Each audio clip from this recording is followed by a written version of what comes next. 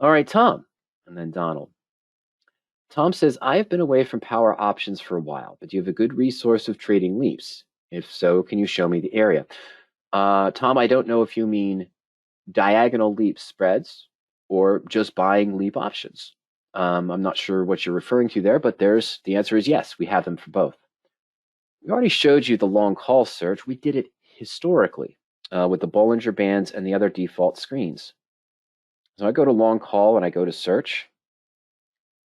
And we have a default set up here to look for Bollinger Band breakouts, looking 3 months, 4 months, 5 months out in time, standard range looking for long calls. Some like to do closer in to try to get that cheap home run. That happens too, but they also have a tendency to go against you very quickly also. So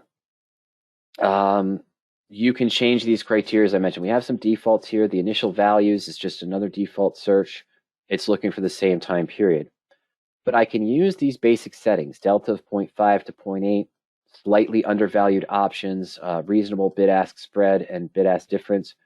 But stocks that have the criteria I want, I could adjust it and add a MACD if I want to, or a Bollinger Band screen to this too. And all I have to do to look for leap calls is, number one, I can just take out the days to expiration. And I can tell it, hey, look for anything greater than 220 days out. Or we can just tell the system to screen against all leaps. Okay? And then this would show me leap options. There's only one here, and that's probably due to the wider bid-ask spread. Let me take the option ask up to 25 for the leap, but I'm going to keep everything else the same, even the 50%. Oh, no, got to get rid of that dollar bid-ask spread. I apologize. Got to get rid of that. They're going to be wider than $1 on those stocks. Now let's see what we've got. There we go. That's a little bit better. Chubb, Qualcomm, Logitech, DR Horton is in there. Slightly in the money. Had to increase the price. You see most of these around $20 or so. And they also have $1 or more bid-ask spread in some cases. Wow, Hartford, a $4 bid-ask spread for that leap option. Now, calendar spreads. Leap options, Tom. Whether you want to do horizontal same strikes or whether you want to mimic sort of the poor man's covered call, buying in the money leaps and selling short term against it, you can do that under calendar call, of course, or calendar put. So just go into other strategies. If you don't see it, select calendar call or calendar put, whichever suits your needs, Tom. There we go. And we'll just go into calendar call and I'll go into the search. Excuse me, folks. So my initial values, our default initial values, I should say, screen, is looking for options for the long that are 250 to 650 days at a time. We're looking for the near term or sold option to be between 0 to 50 days. I'm looking for some general criteria, but specifically the things I look for. And this is for a diagonal, Tom, buying an in the money and then selling an at or out of the money call against it shorter term. I want a good delta ratio of 2, and I wanted my debit to strike difference ratio to be less than 1. That helps me so I can't lose in both directions on the calendar call spread. Of course, looking for some other basic criteria, good earnings per share growth, things of that nature. Okay, and so we have some decent positions here, but depending on what your goals are, you could just tell the system, no, just show me all leaps for my longs. Versus, hey, let's just go 21 days out in time or 20 days out in time. Look for a 1 week out or 2 week out against it for the calendar spreads. Okay. I should have known that would have. Oh, I know why. Sorry about that. Let me get that out of there. There's a lot of earnings still coming up. And I bet you, yeah, my price is probably too off for this shorter term position. What do I mean by that? I mean that the debit, because we're collecting such a shorter term premium for the 7 or 21 days. So I'd have to allow the debit. Let's put that up to 25. And the max return might only be 1 if I'm looking at a weekly. For the first initial right. There we go. Okay, AbbVie, of course, comes up. So 118 versus 95. Yeah, debits of 21.92. Still has the delta ratio I want. So you might have to adjust that. But yeah, I'm going to go back to the 0 to 50. Because this search works better with using standard monthlies, but I still have a long time to write month by month by month. And of course, you could do this with the calendar puts as well. those are the resources for leaps, if that's what you're referring to, Tom, in that question. So you can search just for long calls or long puts that are leap options. The calendar call or calendar put spread screen will allow you to identify the leap positions you want, long-term options with selling shorter term against it. If you choose to do a shorter term 14-day out, 21-day out time period for your sell options against the longs, you're likely going to have to increase that net debit there above $15 in that case. But we still have a lot of ones here, and if I put that one back down to $15, it would give me some better results. But this is my starting point. The initial values is my starting point for a calendar spread. And I'll be honest with you, the first two things I do, even though it's a default, and it's the default I would use, I'm going to tweak two things on this right away. I can see here with Tattooed Chef at 1737, the first one that comes up is the June 22.5, only a 30-cent premium compared to the April 15. It's highly possible. Yeah, so here's the 22.50 again. Here's the 20. I'm probably looking at the 20 to the 15, not necessarily for more premium. The return's less, but that's because this is so far out of the money, and that's a much bigger growth than I'm probably expecting. So if I'm thinking this stock's going to stay 17, 18, or 19, and I want to maximize the time value in my short terms, yeah, I'm going to keep it a little bit shorter. I'm going to be looking at that 20 for 65 cents, meaning I'm probably not going more than 4 or 5% out of the money. I'm going to change that short call out of the money to be less than 4%, less than 3% out of the money. And I took them all out. That's a little bit higher. So let me bump that up to 5 or 6% to get one of the Pampered Chefs in there. Did it come back in? No, it didn't. Okay. Anyway, but I want it to be relatively close to the strike, but not too close where it's starting to breach it in that case. So that's what we're talking about there, Tom, as well.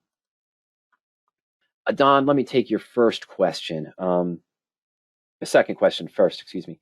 No, I don't usually look to do a collar or a married put position as an earnings play directly. If I'm already in a married put and I have a call sold already going into earnings, I may look to roll the call beforehand or buy to close it so I'm not capping the upside for the growth. That being said, I didn't do it this week with BERY. I didn't think BERY would be as strong as it was the earnings. I'm still bullish on it long term in a married put position with a sold call against it at the 65 strike. BERY's now at 67.87. Blew through my 65 strike. I figured that it was 62 or 63 right before earnings. I didn't expect it to go up 4 points in 2 days, and it did. Buyback cost was ridiculous because of the volatility, so I let it go in the money in that case.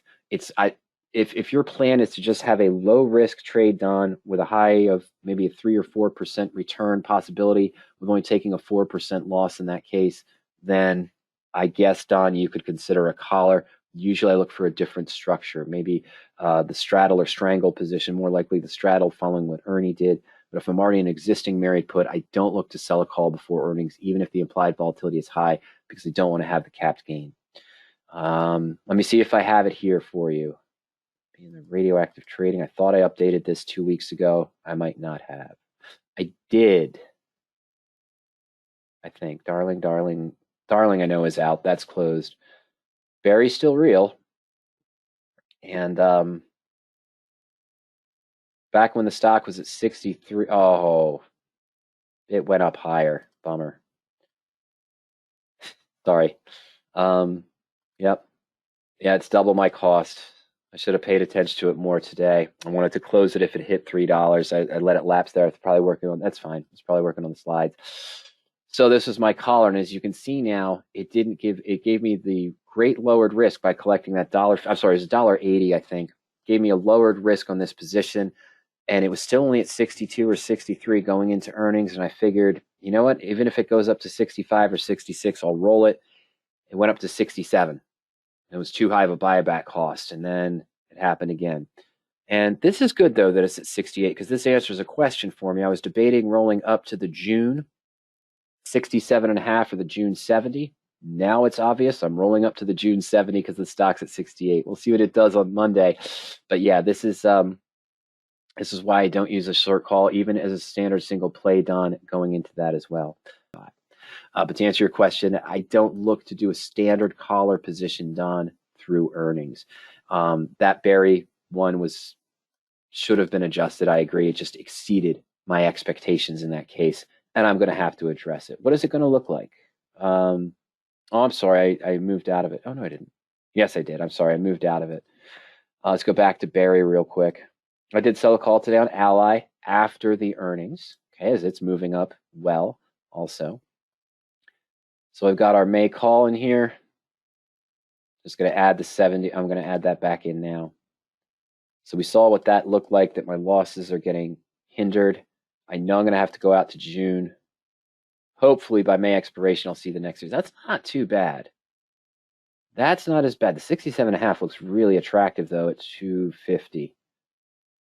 Yeah, I'm still in debate on this one. I guess I'll have to wait till Monday, right? So we're going to buy back the 65 call for the 310, 305, sell the June one for $1.30. It's going to be a little bit of a loss here. Oh, I'm sorry. I'm putting my price. My apologies. There we go. Good. So yeah, I'm taking in 270. I'm losing 60 cents here. That's not as good as I want. I may have to repair this with an income method number 5. We'll see. We'll see. The Fusion subscribers will see what I'm going to do with that one soon, but we have to wait till Monday in that case. Should have bought it back and closed it earlier yesterday when it was at 66. Again, we talked about the disclaimer that I mentioned with the back testing before. We talked about the covered calls, weeklies and monthlies. And again, the reminder, past historical trades or historical testing results are no guarantee of future performance. And today's material are my thoughts on your questions designed for educational purposes, increasing investing performance and options knowledge. Any stocks or options discussed today should not be taken as direct recommendations or direct trading suggestions. Options involve risk and may not be suitable for all investors. Now, you like some of the tools that you saw today? We reviewed the portfolio, the position analysis screen to evaluate rollout opportunities. Looked a little bit at a couple of the search tools, but not too much. We showcased the back testing tools to identify some of those long calls for Steve questions that matched the Bollinger Band breakout that were successful and unsuccessful for our management discussion. But remember, you can test these tools at any time. Just go to PowerOp.com, put in your name and email address. You have full access to the search tools, signature tools that we looked at, the insurance tool I mentioned, 3 months of back testing data. And you can use the portfolio tools to set the alerts and more. No credit card is required. After that, the subscriptions start at just $45 per month for the end of day data.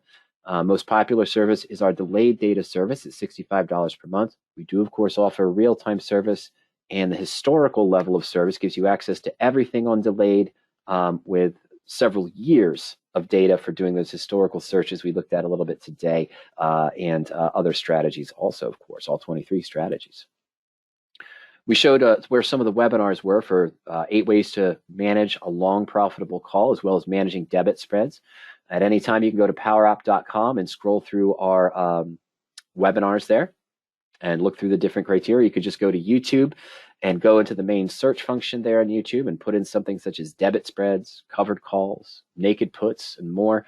And you'll see the topics there that interest you. I try to keep the titles with the right topic and the right title in place there so they're easier to find as well.